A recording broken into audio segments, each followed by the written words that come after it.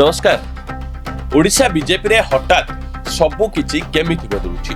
जो नेता माने किछि दिन तळु निज निज भितरे टणा उटरा लागुतले, निज भितरे गोछि कटाकटी लागुतले, सेमाने हठात गोटिए मंचरे गोटिए फ्रेम रे की संकेत देउथबार देखिबा मिलुछि। आमे सबु एक होउछु बोली हठात ए संकेत काहेकि आ केमिति आ संभव होला? एहा केवल कोन देवाशीष सामंतराय बीजेपी एंट्री प्रभाव ना दिल्ली रु आसीथिबा कोड़ा मेसेज फल।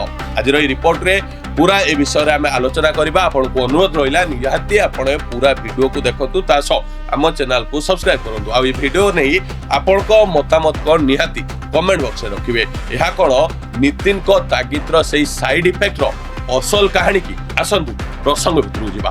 दर्शक बंधु, ओडिशा राजनीति रे जेतेबेले हठात बड़ परिवर्तन देखा जाए ताहार सूत्र अनेक समय रे दिल्ली दरबार मिलता है। आ एबे जहा घटिछि ताहा केवल जणे नेतांको दल बदल नुहे, बरं एहा हेउछि ओडिशा बीजेपी भितर चलितबा गोष्ठी राजनीति बा गोष्ठी कंदल उपरे एक बड़ कंट्रोल मेसेज। कारण गत किछि सप्ताह धरी ओडिशा बीजेपी रे सबु किछि ठीक चालू नथिला। केउठी समन्वयर अभाव, केउठी गोष्ठी विवाद, केउठी नेतृत्व को नै असंतोष दल सरकार थिले मध्य भितरे भितरे अनेक गोष्ठी चलितबा कथा चर्चा होतला। एभली गोष्ठी कंदल दांडरे पड़ी हाटरे गलुतला।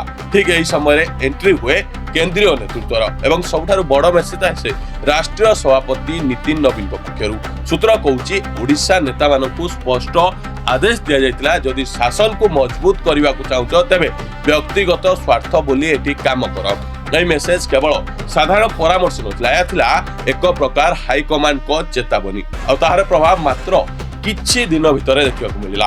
गतकाली पर्यंत शंख भवन में थिबा देवाशीष सामंतराय आज दिल्ली रे पद्म धरिछथि। बीजेडी वरिष्ठ चेहरांकर बीजेपी रे योगदान राजनैतिक भाग रे एक बड़ घटना। कारण कटक एवं उपकूल ओडिशा रे देवाशीष एक अलगा संगठन नेटवर्क अछि।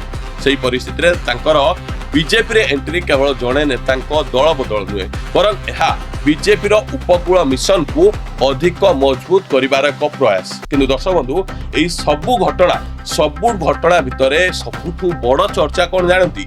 देवाशीष को एंट्री नुहे, बरं से गोटिए फ्रेम रे जेउ फ्रेम रे ओडिशा बीजेपी रो प्राय समस्त बड़ चेहरा एकाठी देखा गले। मुख्यमंत्री मोहन माझी, राज्य सभापति मनमोहन सामल, धर्मेंद्र प्रधान, जुएल ओराम सांगरे सांसद विधायक माने एवं युव नेतृत्व। ए विजुअल सीधा सड़क मेसेज देउतला बीजेपी भितरे एबे सबु किछि ठीक चलीछि।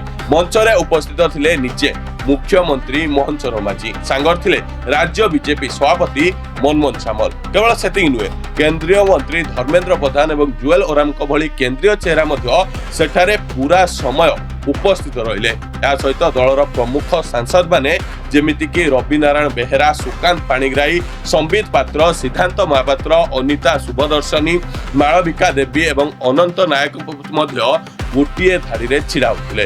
युव प्रभावशाली विधायक इराशीष आचार्य, उपासना महापात्र, प्रकाश सेठी मध्य एई मंचर अंश विशेष रे। राजनीति रे अनेक समय रे विजुअल ही सबुठु बड़ मेसेज दिए। आ ए विजुअल ए स्पष्ट करिथाए जे कौन राजनीतिर परिकाष्ठ चलछि बा राजनीति रे वर्तमान कौन रणकौशल चलछि। आ विजुअल दुईटी एई कथा स्पष्ट करि दैछि। प्रथम विजुअल कहूछि दिल्लीर निर्देश परे ओडिशा बीजेपी नेता माने एबे यूनिट मोड रे आछन। आ द्वितीयटी कहूछि बीजेपी एबे बीजेडी रो उपकूल भोट बैंक उपरे फोकस बढ़ाइछि। देवाशीष को एंट्री सेही रणनीतिर एक अंश बोली राजनैतिक महल रे चर्चा होछि। कारण एबे बीजेपी केवल पश्चिम ओडिशा रे नुहे, उपकूल रे मध्य निजर पकड़ मजबूत करबा चाहूछि। तबे प्रश्न होछि एई एकता केते दिन रहइबो? कारण राजनीति रे स्थायी बंधु नांती, स्थायी शत्रु मध्य नांती। आज जे नेता माने एकाठी देखा जाउछन्ती, आसंता काली टिकेट बंटन, क्षमता संघर्ष किंबा आंचलिक प्रभाव को नहीं पुणी मतभेद देखाई जाय पारे। किंतु एतिकी स्पष्ट दिल्ली एबे ओडिशा बीजेपी उपरे पूरा नजर रखिछि एवं कोनोसी प्रकार आभ्यंतरीण असंतोष को सरकार पाई विपद हेबाकू देबाकू चाहुनी।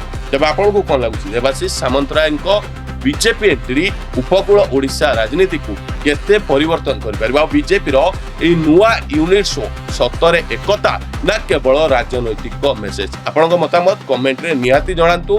तासो ओडिशा राजनीति रो एमिति इनसाइड स्टोरी, पावर गेम एवं ग्राउंड एनालिसिस देखिवा पाई आम चैनल को लाइक, शेयर, सब्सक्राइब करबा को ଜମାରୁ ଭୁଲିବେ ନାହିଁ। ରହିଲୁ। ନମସ୍କାର।